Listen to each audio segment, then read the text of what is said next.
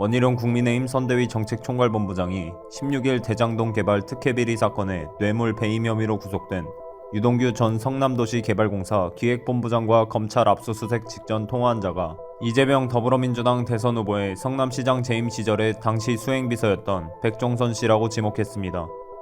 원 본부장은 이날 국회에서 기자회견을 열며 백종선 씨에 의해서 정진상 부실장과 유동규 씨가 서로 연락해서 공조를 취했고, 이어 유동규 씨의 자살약 먹기, 창밖으로 핸드폰 던지기 등이 진행됐다는 첩보를 받았다고 주장했습니다.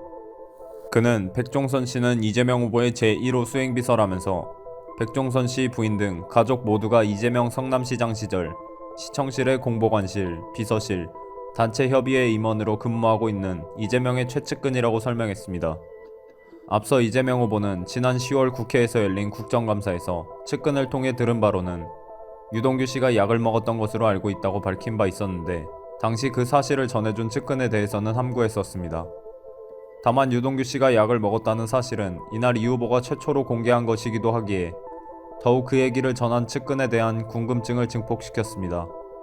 이에 원 본부장은 유동규가 검찰 수색 전 창밖으로 던진 핸드폰을 집어갔던 사람은 정진상 및 백종선의 지인이라면서 검찰은 이 핸드폰을 찾지 못했고 이후 일반인이 주었다고 했지만 저희가 파악하기로는 다르다고 지적했습니다.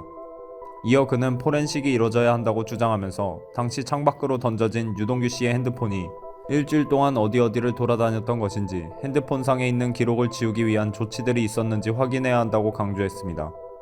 더욱이 원 본부장은 유동규 씨와 통화 상대방인 정진상 씨의 통화 기록에 대해서도 수사가 이뤄져야 한다며, 정진상 부실장이 유동규 씨와 통화한 곳이 이재명 후보가 있던 경기도청이었는지, 또 백종선 씨는 당시 어느 장소에서 어떤 연락을 취했고 무슨 조치를 취했는지 수사해야 한다고 주장했습니다.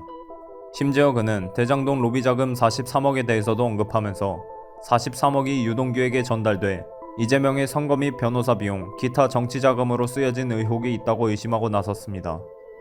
이어 원 본부장은 43억 원 중 2억 원은 며칠 전 자살로 비극적 최후를 마감한 유관기 전 성남도시개발공사 개발사업본부장에게 전달됐다며, 그런데 이 2억 원은 검찰 내에서 진술들이 다 나왔고 증거가 있기 때문에 유한기 전 본부장이 이를 피할 길이 없었을 것이라고 상황을 짚었습니다.